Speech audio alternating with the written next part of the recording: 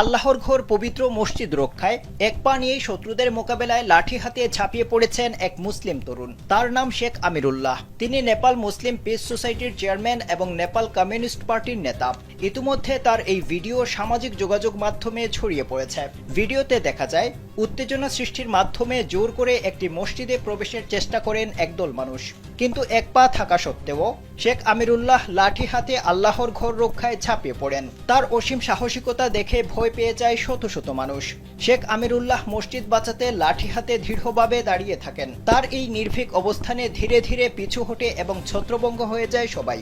বিশ্লেষকরা বলছেন, শেখ আমিরুল্লাহের এই প্রতিরোধ কেবল শারীরিক কাজ ছিল না, বরং ঘৃণা ও সহিংসতার বিরুদ্ধে একটি শক্তিশালী বার্তা ছিল। শেখ আমিরুল্লাহের সাহস, দৃঢ় সংকল্প এবং শান্তির প্রতি অঙ্গীকার সর্বত্র প্রশংসিত হচ্ছে। তার কর্মকাণ্ড স্থিতিস্থাপকতা, মানবতা এবং সাম্প্রদায়িক সম্প্রীতি রক্ষার প্রতীক হিসেবেও দেখা হচ্ছে।